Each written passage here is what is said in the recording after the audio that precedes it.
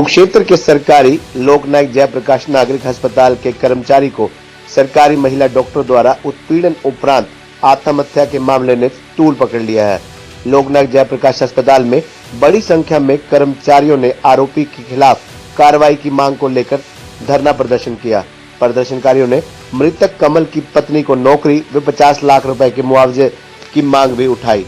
बता दें, कुरुक्षेत्र के सरकारी लोकनायक जयप्रकाश नारायण अस्पताल के कर्मचारी कमल को सरकारी महिला डॉक्टर द्वारा उत्पीड़न उपरांत आत्महत्या मामले ने उस समय तूल पकड़ लिया जब कमल के समर्थन में सिविल सर्जन कार्यालय के बाहर भारी संख्या में कर्मचारियों ने आरोपी डॉक्टर के साथ जांच अधिकारियों को भी लपेटे में लेकर न सिर्फ धरना प्रदर्शन शुरू कर दिया, अपितु पीड़ित कमल की पत्नी को नौकरी व 50 लाख के मुआवजे की मांग भी की।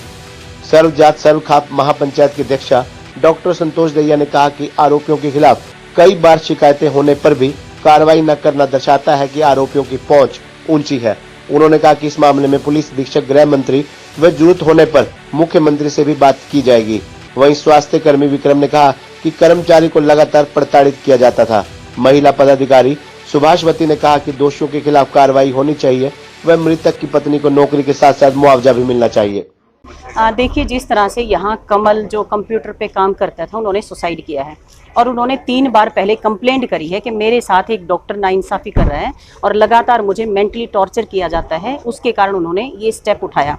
मैं सीएमओ साहब से रिक्वेस्ट करना चाहती हूँ कि इसमें सख्त कार्रवाई की जाए और एसपी साहब से मेरी डिमांड है, क्योंकि 4 दिन से लगातार ये लोग बैठे हैं और ये डिमांड यही कर रहे हैं कि अब तक उनकी गिरफ्तारी नहीं हुई है, गिरफ्तारी होनी चाहिए। और मेरी यही डिमांड है कि गिरफ्तारी होनी चाहिए। अगर ये गिरफ्तारी नहीं होती तो हम सर्व जातीय सर्वखाप महिला महापंचायत का संगठन एसपी साहब से मिलेंगे, विद साहब से मिलेंगे और अगर उनकी गिरफ्तारी नहीं होती तो चाहे बेशक हमें सीएम साहब से भी मिलना पड़े, क्योंकि एक पुरुष जिसको इस लेवल तक टॉर्चर किया जाता है कि वो स्टेप मतलब ऐसा स्टेप उठाते हैं जिसको कभी कोई कल्पना भी नहीं कर सकता। प्रताड़ित किया जा रहा था।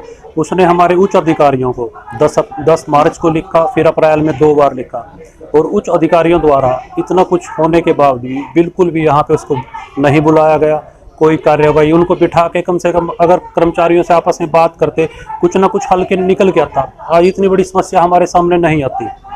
तो ये हम उच्च अधिकारियों का फेलियर ही कहेंगे कि आज हमारा साथी हमारे बीच में नहीं है। सर, आगे हमारा पूरा एनएचएम और पूरे कर्मचारी सब पूरे स्वास्थ्य विभाग के और बाहर से भी जो लोग आए हुए हैं, अभी हम अगर प्रशासन कोई कार्रवाई नहीं करेगा तो ये सभी कर्मचारी परिवार के साथ खड़े हैं और आगे जो भी निर्णय लिया जाएगा, जो भी बड़े स्तर पे निर्णय लिया जाएगा, हम सब परिवार के साथ हैं। हमारे पास दूसरा फोन था।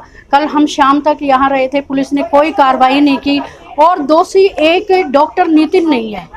उसने जो लेटर लिख के दिए थे सीएमओ सर को दिए थे, कार्रवाई क्यों नहीं करी? तो दोषी ये भी है उसके। जान देनी आसान नहीं है, जान बिल्कुल लास्ट वो होता है।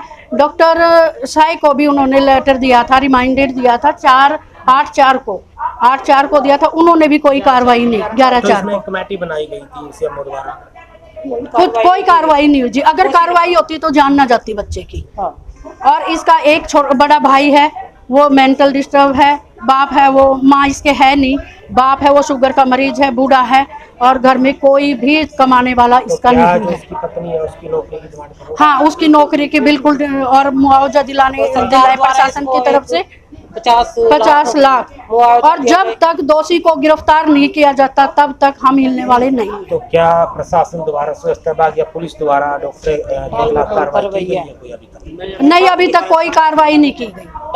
टाल मटोल कल पुलिस वाले भी टाल मटोल कर रहे थे। मैंने खुद बात करवाई उनसे स्पीकर ऑन करके, वो भी ऐसे ही टाल मटोल करके और आश्वासन दे के चले गए, क्योंकि जाम लगा रखा था परिवार वालों ने, जाम खुलवा। पूरे महकमे के आज इकट्ठे हुए हैं, तो क्या कहना चाहोगे आप?